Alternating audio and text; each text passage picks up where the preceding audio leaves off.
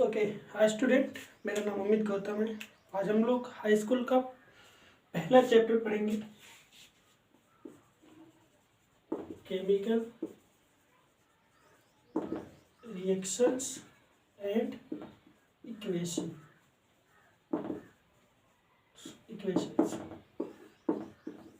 This is the first chapter of high school, your 10th class. And इसके बाद हम लोग केमिस्ट्री का second chapter, third, fourth, fifth, फिर फिजिक्स हम लोग आगे बढ़ेंगे। फर्स्ट ऑफ ऑल हम लोग केमिस्ट्री स्टार्ट करते हैं। और केमिस्ट्री का पहला चैप्टर है chemical reaction and its equation. Okay, before we discuss about chemical reaction, I will discuss about what is reactions. Reaction क्या होता है, ठीक है। व्हाट इज रिएक्शन, रिएक्शन क्या होता है, ठीक है। रिएक्शन का मतलब जैसे आप कोई कार्य करते हो, जैसे कोई आप एक्शन करते हो, ठीक है। जैसे कोई आप एक्शन करते हो और वो काम डन हो जाता है, देन आप क्या कहते हो कि मैंने कोई वर्क किया, वर्क डन, मतलब कि तुम्हारा कोई वर्क हो गया। बट जैसे ही आपने कोई एक्शन किया, ठीक है, आपने कोई एक्शन किया और इस एक्शन से एक और एक्शन हो गया, इस एक्शन से एक और एक्शन हो गया, दैट इज कॉल्ड रिएक्शन। इसी को क्या कहते हैं, रिएक्शन।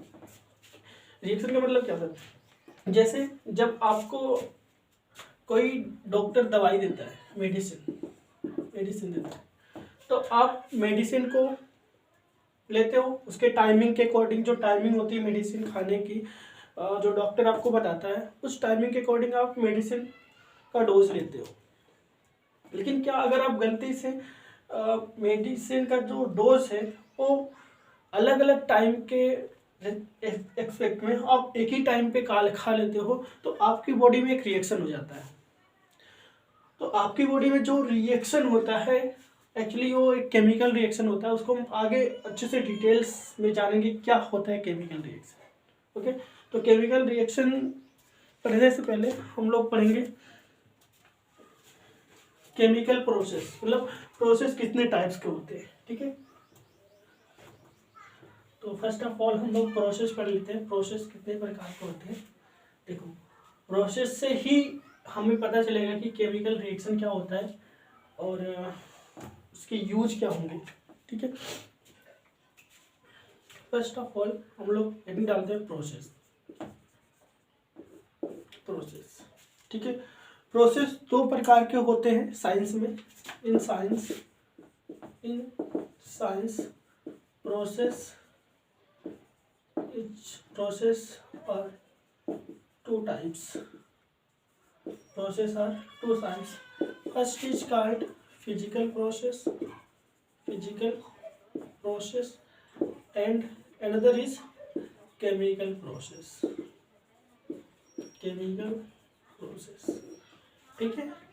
पहले हम पढ़ेंगे फिजिकल प्रोसेस, देन हम पढ़ेंगे केमिकल प्रोसेस। ओके, तो देखो फिजिकल प्रोसेस क्या होता है। फर्स्ट ऑफ हेडिंग डालते हैं physical process are those process in which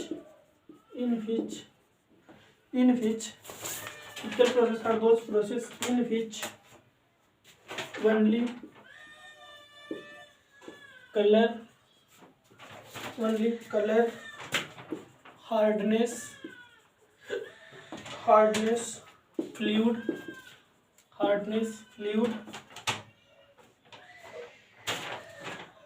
properties and physical state are changed, ठीक है। देखो फिजिकल प्रोसेस वह प्रोसेस होगी जिसमें जो सब्सटेंस ऑफ इनिशियली जो पहले जो सब्सटेंस लोगी, उस सब्सटेंस का कलर चेंज हो सकता है, हार्डनेस चेंज हो सकती है, फ्लूइड प्रॉपर्टीज चेंज हो सकती है, फिजिकल स्टेट चेंज हो सकता है।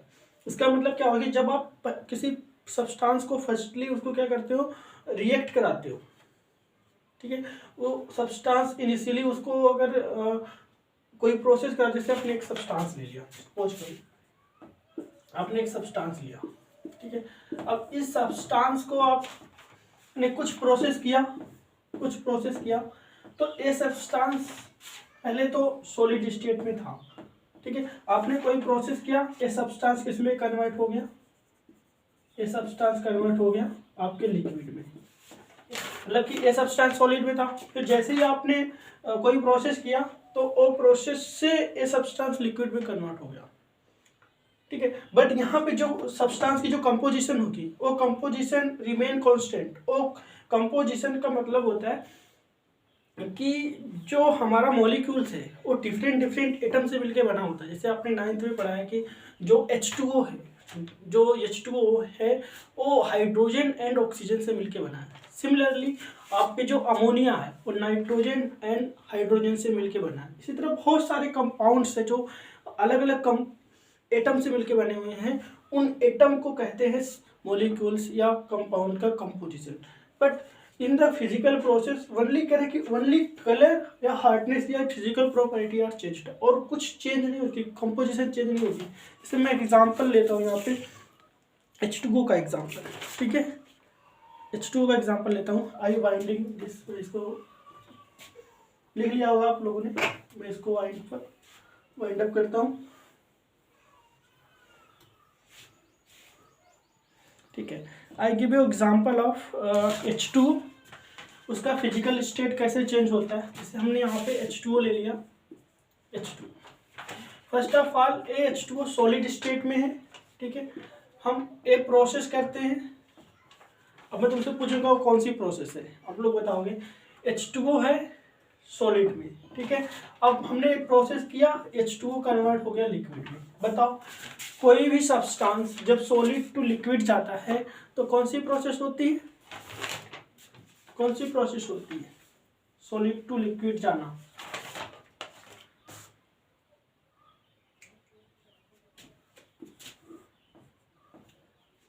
इसको कहते हैं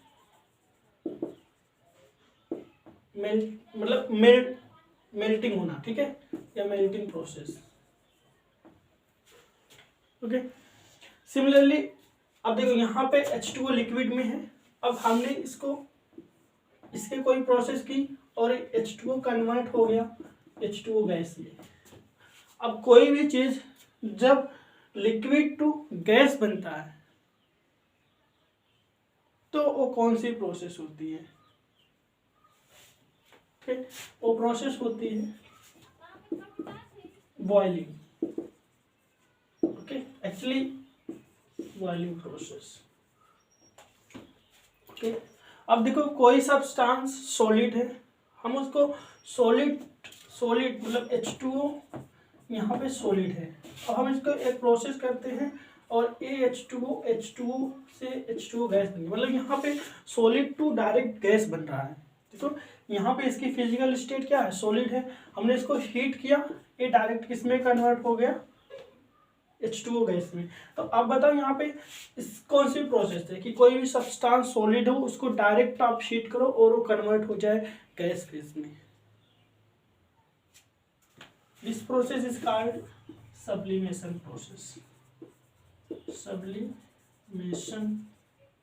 प्रोसेस, ओके, या इसको हिंदी में कहते हैं ऊर्ध्वापातन, एक्चुअली ऊर्ध्वापातन, ठीक है। और इसको हिंदी में पता नहीं, मुझे नहीं पता, इसको हिंदी में शायद इसको क्वथनांक बोलते हैं। क्वथनांक मीन्स होता है बॉइलिंग पॉइंट, ठीक है, एंड इसको गलनांक बोलते हैं। गलनांक मीन्स होता है मेल्टिंग पॉइंट, ठीक है। ये प्रोसेस अलग होता है, इसको मेल्टिंग प्रोसेस नहीं कहते हैं, इसलिए मुझे याद नहीं तो मैं बता देता, ठीक है। तो मैं तुम्हें समझा रहा हूँ कि मतलब फिजिकल प्रोसेस कैसे चेंज होती है। जैसे यहाँ पे H2O सॉलिड में था, अब यहाँ पे देखो H2O जो सॉलिड में था इसके कंपोजिशन क्या है, यहाँ पे H2 इसका कंपोजिशन क्या है, ऑक्सीजन, मतलब यहाँ पे हाइड्रोजन एंड ऑक्सीजन का रेशियो क्या है बताओ। अगर हम इसका रेशियो निकाल रहे हैं, जो आप लोग 9th में पढ़े हुए इसका रेशियो कैसे निकालते हैं, लॉज ऑफ केमिकल कॉम्बिनेशन से, लॉज ऑफ केमिकल कॉम्बिनेशन से कैसे निकालते हैं। यहाँ पे 2:16 कट जाएगा 1:8। तो अब देखो यहाँ पे जो रेशियो है हाइड्रोजन और ऑक्सीजन के कंबाइन होने का, यहाँ पर भी वही रेशियो, यहाँ पर मतलब इसकी कंपोजिशन चेंज नहीं हो रही है, सिर्फ इसकी फिजिकल स्टेट चेंज हो रही है, then it is called physical process. I hope आप लोगों को समझ आया होगा क्या होता है फिजिकल प्रोसेस एंड क्या होता है केमिकल प्रोसेस। अभी तो केमिकल प्रोसेस में पढ़ाया नहीं एक्चुअली। देखो एक और एग्जांपल लेते हैं सब्लिमेशन का, NH4Cl, ठीक है, NH4Cl सॉलिड। देखो NH4Cl सॉलिड में होता है, जब हम इसको हीट करते हैं, सब्लिमेशन प्रोसेस होता है इसमें। तो ये जो NH4Cl है ना, एक डायरेक्ट कन्वर्ट हो जाता है गैस के फेज में, NH4Cl in the gaseous state, एक गैस की फॉर्म में कन्वर्ट हो जाता है, ठीक है। अब यहाँ पे देखो इसकी कंपोजिशन क्या है, नाइट्रोजन, हाइड्रोजन एंड क्लोरीन। यहाँ पे इसकी कंपोजिशन नाइट्रोजन, हाइड्रोजन, क्लोरीन, मतलब composition is not changed. In physical process composition are not changed of any substances which I taken initially. जो हम प्रारंभिक में जो सब्सटेंस लेंगे उसकी जो कंपोजिशन होती है वो चेंज नहीं होगी, ठीक है। और उसका कलर भी चेंज हो सकता है, कुछ भी चेंज हो सकता है, पर उसकी जो केमिकल सॉरी जो कंपोजिशन है वो चेंज नहीं होगी। ओके,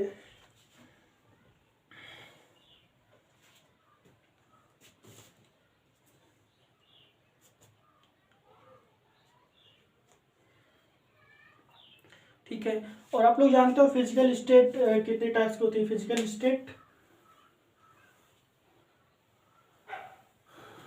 स्टेट होती है 3 types, solid state, liquid state and gaseous state. तो यही फिजिकल स्टेट ही चेंज होती है फिजिकल प्रोसेस में। Then I will discuss about chemical process. Okay, chemical process, ठीक है। इसी केमिकल प्रोसेस से ही मतलब यही जो केमिकल प्रोसेस है, इसी से ही केमिकल रिएक्शन डिराइव की, मतलब इसी से केमिकल रिएक्शन का डेवलपमेंट हुआ है। मतलब केमिकल प्रोसेस का मतलब एक्शन मतलब प्रोसेस और एक्शन एक ही है, तो प्रोसेस, एक्शन, रिएक्शन, ठीक है। तो केमिकल प्रोसेस ही क्या होती है, केमिकल रिएक्शन होती है।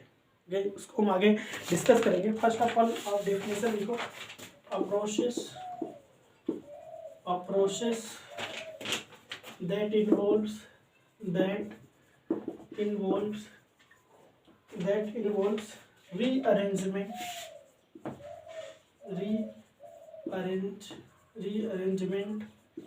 rearrangement of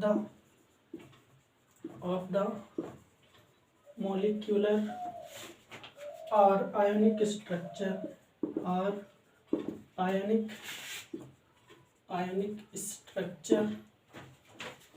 of a substance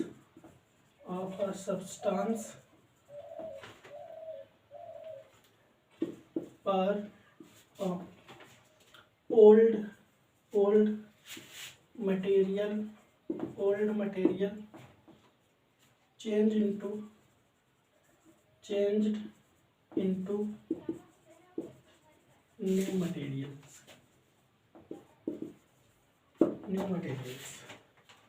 are called chemical process। Chemical process के बहुत सारे एग्जांपल हैं। जैसे हमारी जब हम दवा खाते हैं, मेडिसिन खाते हैं, हमें जब कोई फीवर होता है तो ठीक हो जाता है, it's example of chemical process. हमारे शरीर में जब हम खाना खाते हैं तो कार्बोहाइड्रेट की फॉर्म में और प्रोटीन की फॉर्म में, बहुत सारे कंपाउंड की फॉर्म में हमारे शरीर में स्टोर होता है, और फिर वो ब्रेक डाउन होता है, हमारे शरीर में डिकम्पोजिशन रिएक्शन होती है जो हम खाना खाते हैं। ओके, तो क्या है, a process that involves rearrangement of molecular और ionic structure of a substance और a old material change to new materials are called chemical process. ठीक है, देखो एक ऐसा प्रोसेस जिस प्रोसेस में मोलिकुलर स्ट्रक्चर और ionic structure of a substance are changed और रीअरेंज, मतलब कि उसमें क्या होता है, जो मोलिकुलर स्ट्रक्चर होता है फर्स्टली इनिशियली सब्सटेंस का, और जो आयोनिक स्ट्रक्चर होता है इनिशियली सब्सटेंस का वो चेंज हो जाता है, तो मतलब एक एक्शन हुआ उसका रिएक्शन हो गया, वो चेंज हो गया। देखो फर्स्ट ऑफ ऑल हमने क्या लिया, जैसे यहाँ पे एक सब्सटेंस हम एक रिएक्शन कराते हैं, देखो H2 plus O2, firstly this substance are different, okay.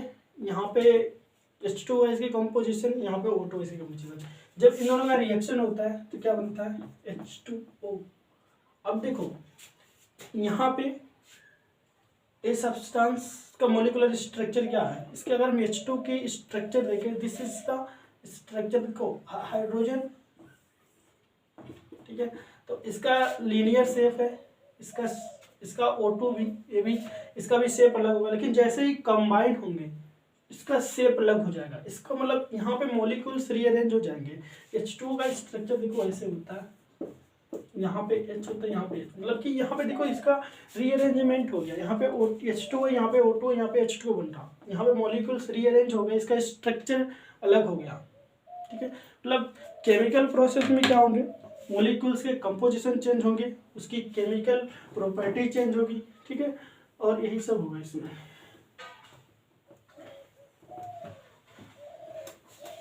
जैसे फॉर एग्जांपल आप एग्जांपल, हाँ ठीक है, एग्जांपल देते हैं। देखो जब आप चाक का टुकड़ा लो, जो चाक से ब्लैक बोर्ड पे लिखते हैं, और चाक का टुकड़ा लो, चाक को आप वाटर में कंबाइन कराओ, ठीक है। कंबाइन कराते ही आपको ना तो हीट करना पड़ता है ना तो कुछ करना पड़ता है, ये रिएक्शन अपने आप होने लगती है और अपने आप को कर एक नया सब्सटेंस बनाती है, ठीक है। ये ओल्ड सब्सटेंस था, एक न्यू सब्सटेंस बनाएगी, एक न्यू सब्सटेंस बनाएगी, और आप देखोगे कि इसके साथ एक नया एक गैस भी निकलती है, ठीक है। तो मतलब कि ओल्ड सब्सटेंस से न्यू सब्सटेंस बन रहा है, गैस भी बन रही है। क्या प्रोसेस, मतलब कि ऐसा क्या हो गया कि जैसे ही मैंने चाक को पानी में डाला, यहाँ से गैस निकलने लगी और यहाँ पे एक नया सब्सटेंस बन गया। ये सब जानने के लिए आपको बहुत डिटेल्स में मैं पढ़ाऊंगा आगे नेक्स्ट। अभी तो शुरुआत है, अभी मैं स्टार्ट ही नहीं किया चैप्टर में, तो इसमें आपको बाहरी चीज़ सिर्फ नॉलेज दे रहा हूँ कि केमिकल रिएक्शंस क्या होती हैं, क्यों इम्पॉर्टेंस होती है केमिकल रिएक्शन, ठीक है। अगर हम ये सब इम्पोर्टेंस के बारे में नहीं जानेंगे तो एक्चुअली हमें पता ही नहीं चलेगा कि केमिस्ट्री हम क्यों पढ़ रहे हैं, ठीक है। तो हमें ये सब जानना चाहिए कि केमिस्ट्री एक्चुअली होती क्या है और हम उसको कैसे अप्लाई करते हैं, ठीक है। तो बहुत सारे आपके एनसीईआरटी में क्वेश्चन है, जैसे when milk is left at room temperature during summer, जब आप गर्मी के दिन में दूध को खुले में छोड़ देते हो तो क्या होता है। ये क्वेश्चन लिख लो तुम लोग, आप लोग का आंसर देना है, या फिर मैं आपको जब ये चैप्टर क्लोज हो जाएगा या सारे मतलब केमिस्ट्री खत्म हो जाएगी फिर मैं उसका आंसर दे दूंगा जो क्वेश्चन मैं तुम लोगों से पूछता हूँ। और दूसरा क्वेश्चन है an iron Tawa pan lift exposed on humid atmosphere or iron left atmosphere for some month, या किसी आयरन के टुकड़े को जब आप कुछ महीनों के लिए खुले में छोड़ देते हो तो क्या हो जाता है, ठीक है। ये दूसरा क्वेश्चन। तीसरा क्वेश्चन है ग्रेप्स गेट फर्मेंटेड, ग्रेप्स में क्या होता है, एक्चुअली मैं तुम्हें रिएक्शन बता देता हूँ। ग्रेप्स में C6H12O6 शायद इसमें ग्लूकोज पाया जाता है, जब रिएक्शन होती है तो क्या बनता है CH3CH2OH plus CO2 carbon dioxide gas. देखो ए होता है एल्कोहल, इसीलिए जो मतलब फर्मेंटेड हो जाता है, जो आपका ग्रेप्स होता है वो फर्मेंटेड हो जाता है और क्या बना लेता है एल्कोहल। तो आपको पता होगा कि ग्रेप्स से वाइन भी बनती है, ठीक है। तो अब ये सब क्वेश्चन आपको करने हैं। मैं से क्वेश्चन होगा फूड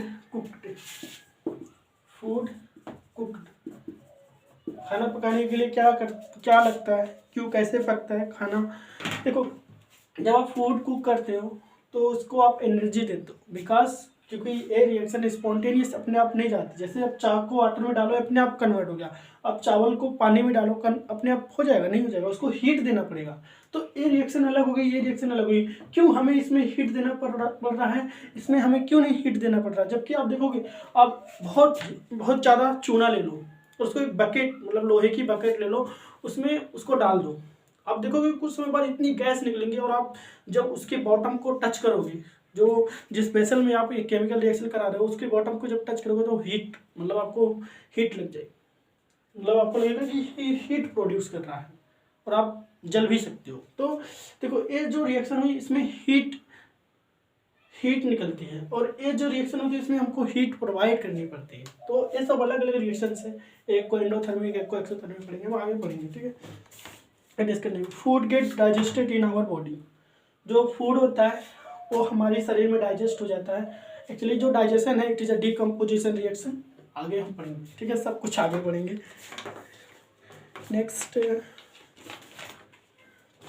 क्वेश्चन लिख लिया, ठीक है, okay.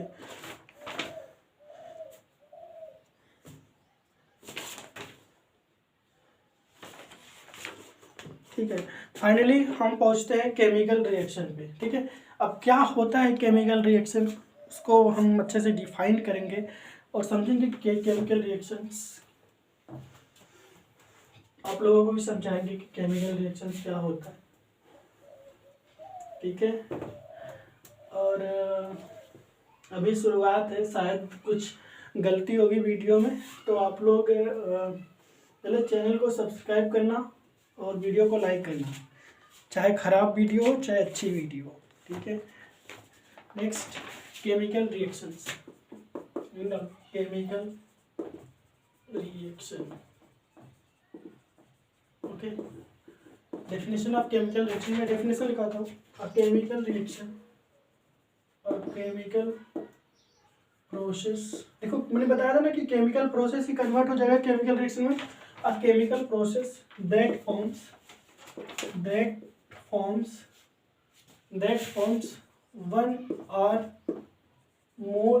one or more new substance. A chemical process that forms one or more new substance are called chemical reaction.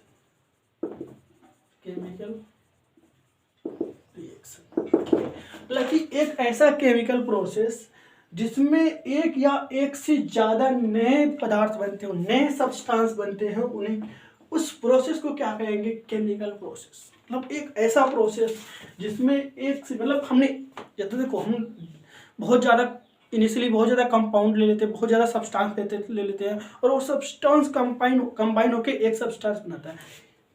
ये भी केमिकल रिएक्शन हो सकती है। ये भी केमिकल रिएक्शन हो सकती है कि एक, मतलब कि हमने एक सब्सटेंस लिया और एक से ज़्यादा सब्सटेंस बन गए। This chemical process are called chemical reactions. या केमिकल रिएक्शंस की हम और अलग डेफिनेशन ले सकते हैं। देखो, जैसे इन chemical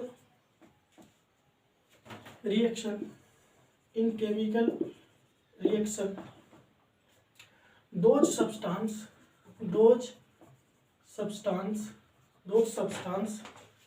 which react each other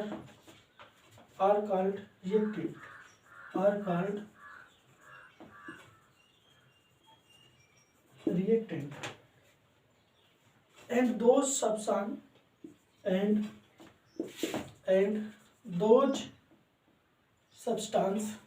and those substance which are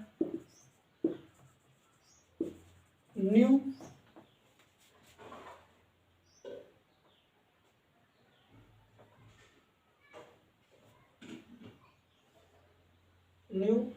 are called product. ठीक है, या ड्यूरिंग रिएक्शन देखो, एक इन केमिकल रिएक्शन दो substance which react each other are called reactant, and दो सब्सटेंस विच आर न्यू, मतलब कि जो नया सब्सटेंस बनता है उसको क्या कहते हैं, प्रोडक्ट। जैसे हमने इनिशियली कोई जैसे देखो जब चाक लेते हैं, ठीक है, it's a best example of, क्योंकि इसको मैं दिखा भी सकता हूँ तुम लोग, ठीक है, चाक प्लस वाटर, ओके। अब देखो जो चाक है एंड जो वाटर है, अभी तो चाक ही वाटर है मेरे पास, कुछ तो बना नहीं ना। चाक और वाटर को जैसे हमने मिक्स किया, बट ये इनिशियली ये चौक और ये वाटर, ये क्या कहलाएंगे, ये चौक और वाटर कहलाते हैं रिएक्टेंट्स। क्या कहलाते हैं, रिएक्टेंट्स, या इसको हिंदी में कहते हैं अभिकारक।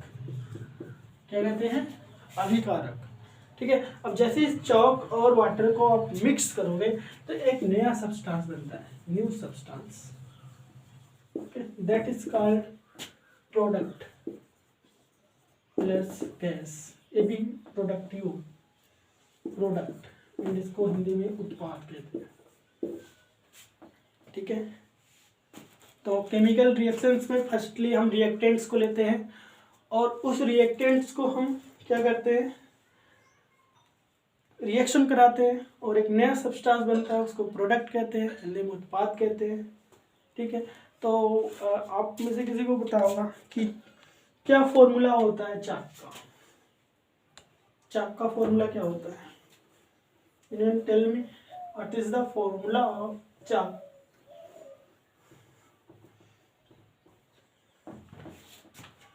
CaCO3, ठीक है, एक फॉर्मूला होता है चाक का। अब यहाँ पे एक और अपने 9th क्लास में पढ़ा होगा ना, इसकी जो कंपोजिशन क्या है, कैल्शियम है, कार्बन है एंड ऑक्सीजन है, ठीक है। जैसे ही हमने इसको वाटर में मिक्स किया प्लस H2, ठीक है, लिक्विड, इट्स अ सॉलिड।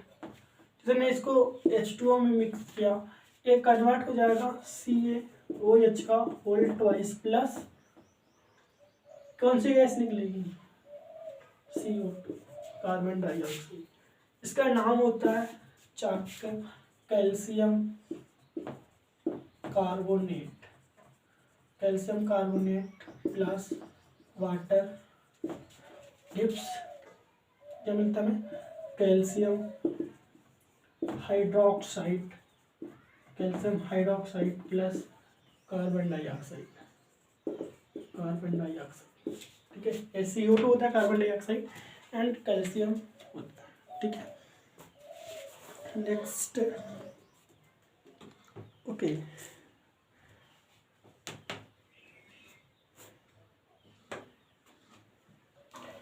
और भी रिएक्शन है। जैसे आप क्या करते हो, आप जब खेत में मतलब कि आपकी फसल नहीं होती तो आप उस फसल को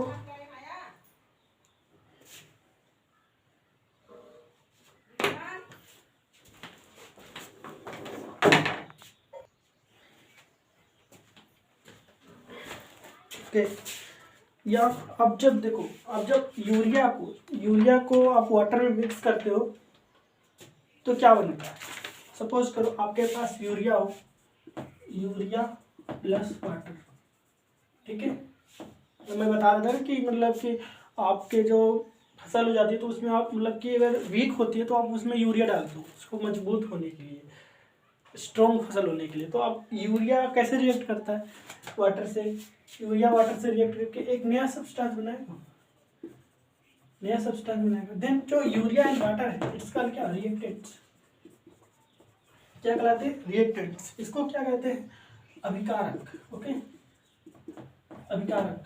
एंड ये जो नया सब्सटेंस बना है इसको क्या कहेंगे, पदार्थ, सॉरी उत्पाद, and that is product, okay. अब anyone tell me what is the chemical formula of ammonia, can you tell me what is the chemical formula of ammonia, ठीक है, I discuss. Chemical formula of ammonia is NH2CO NH2, ठीक है। In the presence of H2O it's converted into CO2 plus NH4OH। अब आप बहुत अच्छे से जानते हो कि देखो जब पेड़ पौधे होते हैं वो क्या लेते हैं, इससे भोजन बनाते हैं कार्बन डाइऑक्साइड। मतलब जो हम कार्बन डाइऑक्साइड छोड़ते हैं वो कौन लेता है, एच मतलब पेड़ पौधे, प्लांट्स। तो देखो यहाँ पे जैसे मैं अमोनिया NH2CO NH2H2 मिलाया, यहाँ पे CO2 बन गया NH4OH, क्या होता है base, it is a weak base. हम पढ़ेंगे एसिड बेस, ओके, अच्छे से पढ़ेंगे सब लोग, और पूरी चैप्टर एकदम अच्छे से समझेंगे, ठीक है, एक एक चैप्टर। अब यहाँ पे CO2 बना, CO2 किसके लिए फायदा करता है, प्लांट्स के लिए। इसलिए जब आप अमोनिया मतलब यूरिया को आप H2O के साथ आप मतलब कि पेड़ पौधों को देते हो, तो पेड़ पौधे क्या होते हैं, स्ट्रांग हो जाते हैं, ठीक है, इसलिए हम इसमें यूरिया डालते हैं। और इसको डिटेल से अगर पढ़ेंगे तो इतना आपका सिलेबस नहीं है, क्योंकि हाई स्कूल में डिटेल्स में बता भी नहीं, बताने में बहुत ज़्यादा टाइम लगेगा, तो रहने दो, बाद में जब आप इंटर में, मैं ना इंटर के सिलेबस में ये अच्छे से एक्सप्लेन कर दूंगा, ठीक है। और केमिकल रिएक्शंस हो सकती है। अब देखो जैसे आप NH4OH को जब हीट करोगे तो क्या बनेगा, अगर इसको हीट कर दोगे तो क्या इसमें कन्वर्ट हो जाएगा H2O + CO2।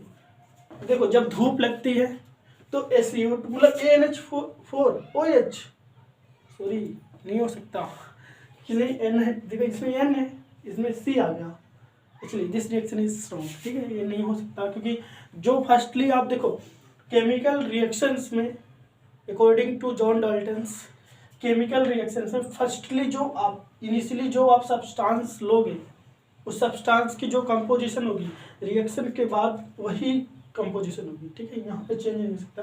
तो दिस रिएक्शन इज स्ट्रॉन्ग, ठीक। नेक्स्ट, ओके, ठीक है। देखो एक क्वेश्चन राइज होता है कि यहाँ पे हमने NH2CO NH2 लिया, एक C, ठीक है, बैलेंस्ड केमिकल इक्वेशन है नहीं, it is not balance equation, because यहाँ पे 4H 1H 2H 2H और 2H 6H,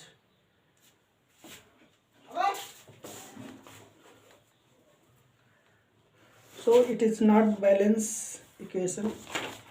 तो देखो हम क्या करते हैं, रिएक्शंस गलत हो सकती है, क्योंकि देखो यहाँ पे इसकी कंपोजिशन फर्स्टली कुछ और थी, बाद में कुछ और हो गई, then it is wrong. But हम केमिकल देखो ये एक मतलब देखो केमिकल रिएक्शन क्या होता है, केमिकल इक्वेशन क्या होता है, दोनों में डिफरेंस होता है। यहाँ पे देखो एक केमिकल इक्वेशन है, ठीक है, और केमिकल रिएक्शन क्या होता है, जैसे हमने क्या किया, जैसे मैं बता रहा हूँ, मैं एक्सप्लेन कर रहा हूँ। जब हमने यूरिया को वाटर के साथ अपनी फसल में डाला, हमारी फसल स्ट्रॉन्ग हो गई। जब हमने चाक को पानी में डाला तो गैस बनी। तो मतलब गैस, कौन सी गैस बनी, नया सब्सटेंस, कौन सा सब्सटेंस बना, सब हमने कैल्शियम कार्बोनेट को H2O वाटर के साथ मिक्स किया, कैल्शियम कार्बोनेट को वाटर के साथ मिक्स किया, हमें कैल्शियम हाइड्रोक्साइड और CO2 कार्बन डाइऑक्साइड गया। बट पता कैसे चला कि ये CO2 गैस है, और पता चला तो हम इसको देखो एक शब्द है और उस शब्द को हम केमिकल इक्वेशन में कन्वर्ट करते हैं।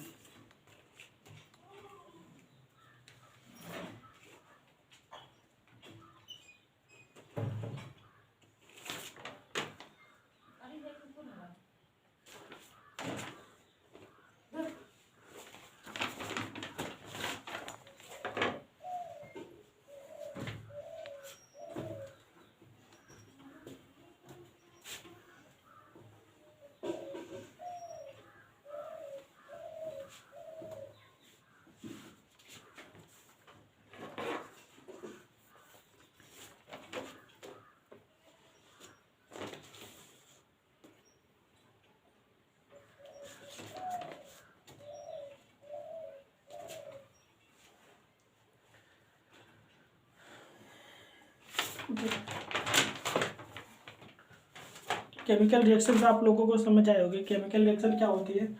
And now I will discuss about chemical equation. Okay, chemical equation. ठीक है, देखो केमिकल इक्वेशन पढ़ने से पहले हम इक्वेशन के बारे में जानना चाहते हैं। इक्वेशन क्या होता है? ठीक है, इसको हिंदी में समीकरण कहते हैं। आप लोगों ने पढ़ा होगा द्विघात समीकरण ना, पॉलिनोमियल्स, बहुपद 9th में, ठीक है, 10th में पढ़ा होगा। तो इक्वेशन जैसे देखो क्या होता है कि हम जब कोई एक्टिविटी करते हैं, हम कोई वर्क करते हैं और उस वर्क को हम अगर मतलब कि उसको हम अगर थ्योरी के रूप में, थ्योरी का मतलब किसी सिद्धांत के रूप में अगर उसको हम नहीं रिप्रेजेंट कर सकते, जैसे या उसको हम शब्दों में, ओके इट्स अ बेटर, शब्दों में कहते हैं, मतलब कोई एक्टिविटी करते हैं, कोई वर्क करते हैं और उस वर्क को हम अगर शब्दों में रिप्रेजेंट नहीं करना चाहें तो हम उसके लिए एक दूसरा तरीका क्या है कि हम उसको लिख दे ब्लैक बोर्ड पे कि समझ जाएंगे, मतलब जो देखने वाला होगा समझ जाए कि हाँ ये चीज़ ये कहना चाहता है। That is equation. जैसे दो फ्रेंड है, two friends, okay, two friends A and B, okay. अब ये जो ए है इट्स अ वीक, वीक मतलब थोड़ा कमजोर है, एंड इट्स अ स्ट्रॉन्ग, ठीक है। अब इन दोनों में रेस लगती है, तो अब ये जो ए है वो जब 2 स्टेप्स चलता है, ठीक है, जब ये 2 कदम चलता है देन इट इज 4, ये 4 स्टेप चलता है। जैसे ही ये 4 स्टेप चलता है, ठीक है, ये स्ट्रॉन्ग वाला कितने चल देता है? 8 स्टेप, मतलब अब फिर ये जैसे 8 चलता है, ये कितना चलेगा? 60। फिर जैसे ये 16 चलेगा, ये 32, मतलब ये हर मतलब कि देखो इससे दुगना चल रहा है। तो अगर हम इसको मैथमेटिक्स में या इक्वेशन में रिप्रेजेंट करना चाहें तो क्या लिख सकते हैं? x is equal to y, if x is equal to 1 then y is equal to 1। That is wrong, ये इक्वेशन रॉन्ग, इस इक्वेशन को नहीं कर सकते हम। क्या करते हैं? x is equal to 2y, when x is equal to 1 then y is equal to 2, when x is equal to 2 then y is equal to 1। गलत, फिर गलत। आप क्या कर सकते हैं? या इसको लिख सकते हैं 2x is equal to y, when x is equal to 1 then y is equal to 2, when x is equal to 2 then y is equal to 4। This reaction is correct। When x is equal to 3, y is equal to, मतलब कि ये represent कर रहा है कि जो x है, x is weak than y। तो देखो हमने इसको एक इक्वेशन के रूप में कन्वर्ट कर लिया। देखो 2x is equal to y, ओके, 2x is equal to y। तो हम जब कोई केमिकल रिएक्शंस लिखेंगे, कोई भी केमिकल रिएक्शंस जब हम लोग लिखेंगे तो क्या करेंगे? उसको इक्वेशन की फॉर्म में रिप्रेजेंट करेंगे, ठीक है। हम उसको उसमें मतलब कि उसको ऐसे ही नहीं कह देंगे कि क्या रिएक्शन हो रहा है, हम उसको पहले इक्वेशन के रूप में लिखेंगे। और अगर वो बैलेंस, जैसे देखो ए क्या है? अनबैलेंस्ड है ना, अगर वो अनबैलेंस होगी तो हम उसको बैलेंस करेंगे, ठीक है। तो केमिकल इक्वेशन जो होती है 2 टाइप्स की होती है, एक होती है बैलेंस्ड केमिकल इक्वेशन और एक होती है अनबैलेंस्ड केमिकल इक्वेशन, ठीक है। तो फर्स्ट ऑफ ऑल मैं आपको डेफिनेशन बताता हूँ क्या होता है केमिकल इक्वेशन का डेफिनेशन, ठीक है।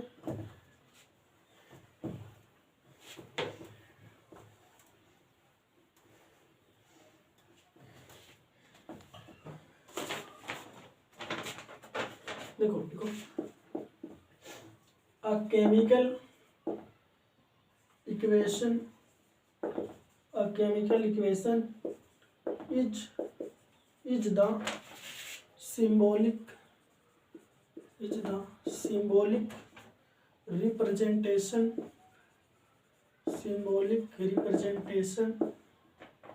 of a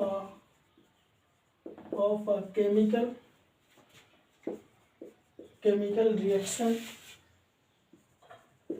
in the form form of symbol, the form of symbol and formula. तो ये मुझे आपको बताने की ज़रूरत नहीं पड़ेगी कि सिंबल क्या होता है एलिमेंट का, फॉर्मूला क्या होता है, you already study in 9th class, ठीक है, you have already study in 9th class, ठीक है। क्या होता है, a chemical equation is the symbolic representation of chemical reaction in the form of symbol और फॉर्मूला। जैसे देखो हमने लिखा, हमने calcium carbonate plus water mix मिलता है क्या, calcium hydroxide plus carbon dioxide, ये मिलता है। ये क्या है, it is not symbolic representation of chemical reaction, ठीक है, ये सिंबॉलिक रिप्रेजेंटेशन है। अब अगर आपको केमिकल फॉर्मूला नहीं पता होगा देन आप केमिकल रिएक्शन आगे प्रोसीड नहीं कर सकते। तो इससे अच्छा क्या है, आप अगर केमिकल फॉर्मूला याद करना है तो आप 9th की क्लास में रिटर्न जाओ और उसको देखो पहला चैप्टर, ठीक है। कैल्शियम कार्बोनेट का फॉर्मूला होता है CaCO3 प्लस H2 का वाटर का फॉर्मूला होता है H2O, एक कन्वर्ट हो गया CaOH का whole twice plus Cu2। Okay, अब देखो, अब हम इसमें एक एक एटम को देखते हैं। फर्स्ट ऑफ ऑल देखो, ये जो रिएक्टेंट, ये क्या कहलाता है, रिएक्टेंट्स, ठीक है, इसको क्या कहते हैं, रिएक्टेंट्स, इसको क्या कहते हैं, प्रोडक्ट, ठीक है। अब यहाँ इस रिएक्टेंट के इस एटम्स को, इस मॉलिक्यूल्स को देखते हैं या इस कंपाउंड को देखते हैं। इस कंपाउंड में देखो कितने कैल्शियम है, एक कैल्शियम, कितने कार्बन है, एक कार्बन, कितने ऑक्सीजन है, एक ऑक्सीजन, मतलब 3 ऑक्सीजन। इस कंपाउंड में कितने ऑक्सीजन है, 3 ऑक्सीजन। अब इसमें देखते हैं H2O में कितने हाइड्रोजन है, 2 हाइड्रोजन, कितने ऑक्सीजन है, 1। अब टोटल हम क्या करते हैं, टोटल जोड़ लेते हैं सब, कितने हैं, कैल्शियम, एक कैल्शियम, ओके, कार्बन, एक carbon, oxygen 4 oxygen and hydrogen 2 hydrogen. अब इस प्रोडक्ट की साइड आते हैं, यहाँ पे देखो एक कैल्शियम, देखो ये जो ब्रैकेट होता है ये 2 इसके सबस्क्रिप्ट में है। इसका मतलब देखो जो 2 होता है ना, ये 2 का मल्टीप्लाई इस कैल्शियम से नहीं होगा, इसके इस ब्रैकेट के अंदर जितने सारे एटम होंगे उसका मल्टीप्लिकेशन होता है, मतलब उसका 2 जो होता है उसका कोएफिशिएंट होता है, गुणांक होता है इस ब्रैकेट के अंदर जो होता है। इसका मतलब क्या, यहाँ पे 1 ऑक्सीजन है, अब 1 का गुणा 2 में करोगे तो कितने ऑक्सीजन होंगे, 2। यहाँ पे 1 हाइड्रोजन है, फिर 1 हाइड्रोजन के गुणा 2 में करोगे कितने होंगे, 2। इसका मतलब क्या है, इस ब्रैकेट के अंदर 2 हाइड्रोजन एंड 2 ऑक्सीजन, क्योंकि सबस्क्रिप्ट में क्या है, 2।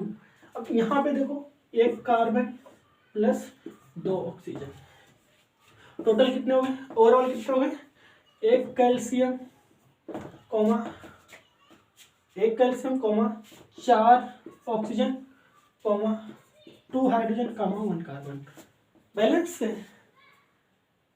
Okay, this chemical reaction is balanced chemical, ठीक है।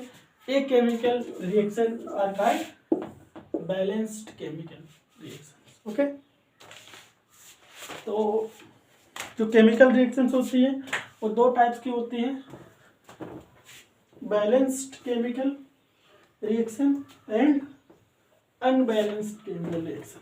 तो इस पर्टिकुलर चैप्टर में आपको शायद, मुझे जितना पता है कि आपको शायद इस पे बैलेंस ही सीखना पड़ेगा कि बैलेंस कैसे करते हैं केमिकल रिएक्शन को।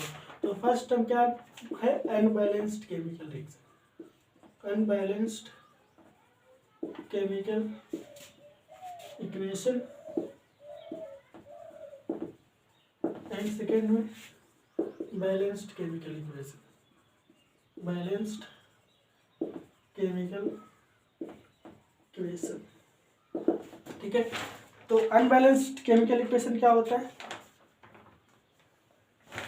जैसे H2 प्लस O2 को कंबाइन कर दो, क्या बन गया H2O, कितने हाइड्रोजन है, 2, कितने ऑक्सीजन है, 2, कितने हाइड्रोजन है? 2। कितने ऑक्सीजन है? 1।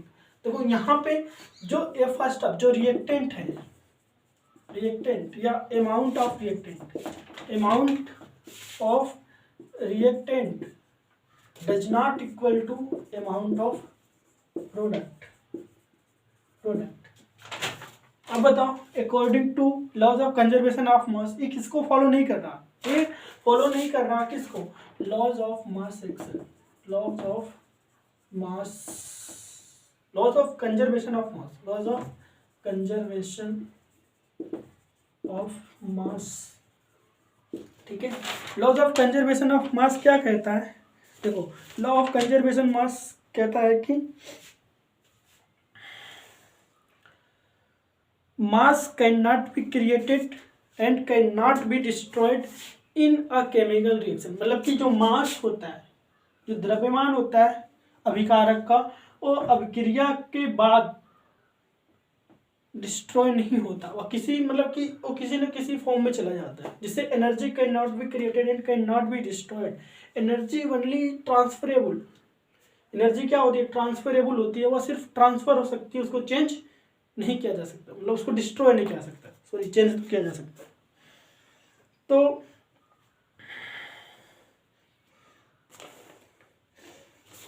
तो अगर हम केमिकल इक्वेशन को बैलेंस नहीं करेंगे तो ये लॉ ऑफ कंजर्वेशन ऑफ मास को फॉलो नहीं करती, इसलिए हमें केमिकल रिएक्शन को बैलेंस करना पड़ता है। ठीक है, अब आपको पता हो गया होगा कि क्यों बैलेंस करते। देखो, आपने 9th क्लास में पढ़ा है कि law of conservation of mass क्या कहता है कि जितने ग्राम या जितना आपका अमाउंट होगा रिएक्टेंट का, उतना ही अमाउंट क्या होना चाहिए? प्रोडक्ट का। अब यहाँ पे देखो, हाइड्रोजन का जो एटॉमिक वेट मोलिकुलर वेट होता है, कितना होता है? 2 ग्राम, मतलब 1 ग्राम। यहाँ पे देखो H2 है, यहाँ पे हाइड्रोजन का जो एटॉमिक वेट है 1 है, कितने हाइड्रोजन है? 2, तो इसका क्या हो जाएगा? 2 ग्राम। प्लस यहाँ पे ऑक्सीजन का कितना होता है? 16 ग्राम होता है, कितने ऑक्सीजन? 2, 2 × 16 क्या हो जाएगा? 32 + 2 = 34 ग्राम। ओके, यहाँ पे जो रिएक्टेंट है उसका टोटल अमाउंट कितना है? 34 ग्राम। यहाँ पे आओ, कितना H2 है? 2, तो 2 ग्राम प्लस कितना ऑक्सीजन है? 1 × 16 = 2 + 18 ग्राम। ठीक है, देखो यहाँ पे कितना है? यहाँ पे है 34 ग्राम, यहाँ पे कितना है? 18 ग्राम। तो it's not follow law of conservation of मास। तब आगे क्या करेंगे? इसको बैलेंस करेंगे। बैलेंस करने के लिए बैलेंस करेंगे तभी तो क्या होगा? ये बैलेंस करेंगे तभी लॉ ऑफ कंजर्वेशन को फॉलो करेंगे। या यहाँ पे हम अगर 2H2 कर दें तो यहाँ पे 2 ऑक्सीजन हो जाएंगे। ठीक है, देखो कैसे 2 ऑक्सीजन होते हैं। तो ये देखो अच्छे से समझाता हूँ। तो ठीक है, बैलेंस कैसे करते देखिए। H2 + O2 gives H2। देखो, बैलेंस करने के लिए आपको कुछ शर्त रखनी होगी कि आप केमिकल फॉर्मूला गलत नहीं कर, केमिकल फॉर्मूला नॉट चेंज्ड। आप केमिकल फॉर्मूला चेंज नहीं कर सकते। जैसे यहाँ पे H2O है, आप इसको यहाँ पे H2O2 नहीं कर सकते। ठीक है, अगर आप इसको H2O2 करोगे तो ये वाटर से हाइड्रोजन परऑक्साइड बन जाएगा। ठीक है, जो आपको चोट लगने पे क्लिनिक में यूज होता है, हाइड्रोजन ब्लू कलर का होता है, ये हाइड्रोजन परऑक्साइड बन जाएगा। तो आप इसकी मतलब कि यहाँ पे आप केमिकल फॉर्मूला डिस्ट्रॉय नहीं करोगे या केमिकल फॉर्मूला चेंज नहीं करोगे। बस आप देखो, आप क्या कर सकते हो? आप केमिकल रिएक्शन को बैलेंस करने के लिए आप सिर्फ कोफिशिएंट को चेंज कर सकते हो। कोफिशिएंट को अब यहाँ पे देखो, H2O2 + H2O। अब हम according to law of conservation of mass, according to law of conservation of mass cannot be destroyed and cannot be created। मतलब कि मास को ना तो डिस्ट्रॉय ड्यूरिंग केमिकल रिएक्शन, ठीक है, ड्यूरिंग केमिकल रिएक्शन। तो ना तो मास को डिस्ट्रॉय किया जा सकता है ना तो क्रिएट किया जा सकता है, इट इज ट्रांसफरेबल। बट ये थ्योरी गलत हो गई है अकॉर्डिंग टू जॉन डाल्टन से, सारे जॉन डाल्टन के हैं। आज के डेट में ना मास को डिस्ट्रॉय किया जा सकता है अकॉर्डिंग टू न्यूक्लियर फिजन, ठीक है, वो आपका सिलेबस ठीक है। तो यहाँ पे देखो 2 ग्राम कितने, देखो यहाँ पे हाइड्रोजन का जो एटॉमिक वेट होता है 1, ठीक है, तो 1 ग्राम हाइड्रोजन का वेट कितने, हाइड्रोजन 2, तो कितने हो गए टोटल 2 ग्राम। ओके, सिमिलरली यहाँ पे ऑक्सीजन आते हैं, ऑक्सीजन का होता है 16, ठीक है, 16 ग्राम, एक ऑक्सीजन कितने ऑक्सीजन 2, कितना हो गया है 32 ग्राम। ओके, तो टोटल ओवरऑल हम जोड़ लेते हैं 2 ग्राम प्लस 32 कितना हो गया 34 ग्राम। अब यहाँ पे इस साइड आते हैं रिएक्टेंट के साइड, सॉरी रिएक्टेंट है, रिएक्टेंट का अमाउंट ऑफ रिएक्टेंट। अब हम आते हैं प्रोडक्ट के साइड, ठीक है। यहाँ पे देखो कितने हाइड्रोजन है, देखो H2O, यहाँ पे देखो इसके कोएफिशिएंट के आगे कोई गिनती नहीं है, इसके कोएफिशिएंट के पीछे कोई गिनती नहीं है, तो हम क्या करते हैं, इसके पीछे कोई डिजिट नहीं है, इसके आगे कोई डिजिट नहीं है। अब यहाँ पे देखो H2O के आगे अगर डिजिट होगा तो काउंट किया जाएगा, ठीक है, यहाँ पे इसके पीछे अगर डिजिट है वो भी काउंट किया जाएगा। अब यहाँ पे देखो इसके पीछे डिजिट 2 है, इसका मतलब क्या है, ये जो आगे वाला हाइड्रोजन है कितने हैं 2, तो यहाँ पे 2 इंटू H, 2 हाइड्रोजन, यहाँ पे देखो कोई पॉइंट नहीं, कोई डिजिट नहीं है, तो इसका मतलब क्या है, यहाँ पे ऑक्सीजन कितना है 1 इंटू O बराबर क्या होगा 2 हाइड्रोजन 1 ऑक्सीजन। ओके, अब ओवरऑल मास देखते हैं इसका कितना होगा, 2 हाइड्रोजन 1 ऑक्सीजन, ठीक है, इसका मास कितना होता है, 1 हाइड्रोजन का 1 ग्राम इंटू 2 बराबर 2 ग्राम। ओके, इधर कितना होगा 16 इंटू 1 बराबर 16 ग्राम, जोड़ते हैं क्या आएगा 18 ग्राम। इट्स नॉट फॉलो, क्या ना follow, law of conservation of mass, ये कंजर्वेशन ऑफ मास को फॉलो नहीं करता। अब इसको फॉलो करने के लिए हम क्या करेंगे, देखो यहाँ पे H2 प्लस O2, यहाँ पे H2O। अब अगर यहाँ पे हम पीछे नहीं लिख सकते क्योंकि कंपोजिशन चेंज हो जाएगी, ठीक है, हम यहाँ आगे गिरते 2H2। अब यहाँ पे कितने हाइड्रोजन हो गए 2, देखो अब यहाँ पे देखो 2H2, इसके मतलब कितना, एक कितना होता है, देखो यहाँ पे 2 और 2 का मल्टीप्लाई होता है, मल्टीप्लाई होगा, इसका मतलब क्या है 2 2 4, यहाँ पे कितने हाइड्रोजन है 4, यहाँ पे 2H2 का मतलब क्या है, यहाँ पे 4 हाइड्रोजन, कितने हाइड्रोजन है 4। ओके, अब देखो कैसे 2H2 हुआ, देखो यहाँ पे H2O है, ठीक है, अब इस H2O में 2 हाइड्रोजन एंड 1 ऑक्सीजन, जैसे ही हमने इसको 2 से मल्टीप्लाई कर दिया, तो अब इस कंपोजिशन में भी 2 से मल्टीप्लाई करेंगे ना, तो यहाँ पे भी सबको 2 से मल्टीप्लाई कर देते, तो क्या होगा 2 2 4, 2 2 4 हाइड्रोजन प्लस 2 गुणे 1 बराबर कितना 2 ऑक्सीजन। अब देखो 4 हाइड्रोजन हो गए और 2 ऑक्सीजन हो गए, ठीक है, मतलब देखो यहाँ पे जो 2 आगे कोफिशिएंट है ना, इसका मल्टीप्लाई इसमें, मतलब देखो अगर कोई कंपाउंड है, कोई सब्सटेंस है, उसके कोफिशिएंट के आगे कोई डिजिट है, कोई नंबर है, तो उस नंबर का मल्टीप्लाई सारे एटम में होगा, उस कंपाउंड में जो एटम होंगे ना उसमें सारे होंगे। जैसे देखो यहाँ पे 3 CaCO3, इसका मतलब क्या हो, ये जो 3 है ना वो 3 Ca का पार्ट है, 3 कार्बन का पार्ट है, 3 ऑक्सीजन का पार्ट है। अब यहाँ पे O3 मतलब यहाँ पे देखो O के आगे 3, मतलब सॉरी O के पीछे 3 है, तो इसका मतलब ये जो 3 वाला पार्ट है ये सिर्फ ऑक्सीजन का है, जिसके पीछे रहता है उसका पार्ट होता है। तो यहाँ पे देखो 3O3 कर देंगे तो मल्टीप्लाई करेंगे क्या होगा 9 ऑक्सीजन 3 कार्बन एंड 3 कैल्शियम। समझ में आया, तो मतलब कि जो कोफिशिएंट आगे होगा किसी भी सब्सटेंस का वो सब में मल्टीप्लाई होता है सिमिलरली, ठीक है।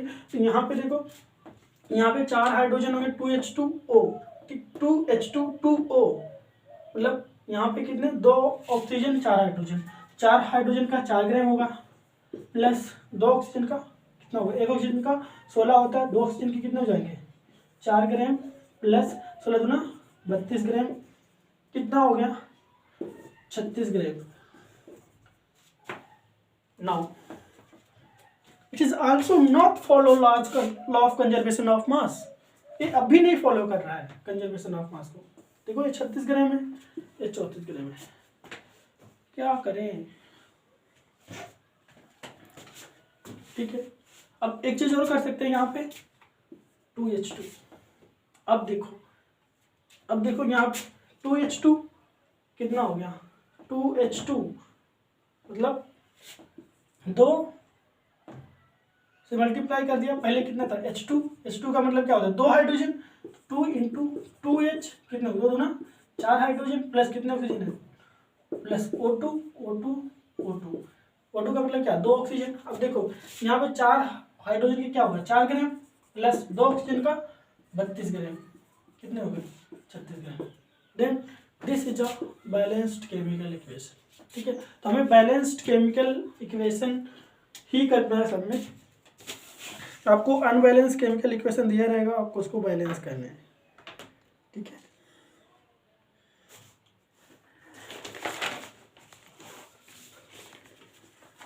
ओके मैं आप लोगों को कुछ क्वेश्चन दे देता हूँ, आप लोग उसको करके लाना बैलेंस्ड।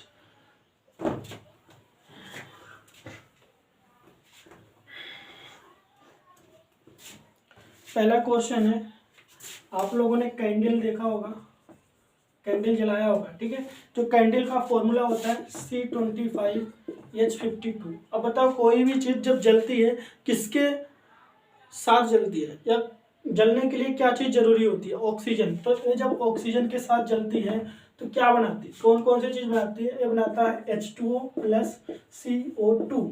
तो आप इस इक्वेशन को बैलेंस करना, ये होता है कैंडल का फॉर्मूला, इसको बोलते हैं पैराफिन वैक्स। ठीक है, पैराफिन वैक्स। एंड एक और है जो आपके एलपीजी में गैस यूज होता है, वो ज़्यादातर कौन सी गैस होती है, मैक्सिमम अमाउंट में उसमें ब्यूटेन रहता है ना, तो C4H10 ये गैस होती है आपके।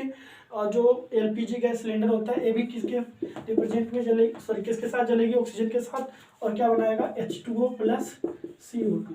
तो ये दो इक्वेशन आप बैलेंस करना, नेक्स्ट वीडियो में मिलते हैं। Okay bye, keep supporting and subscribe my channel. Okay thank you.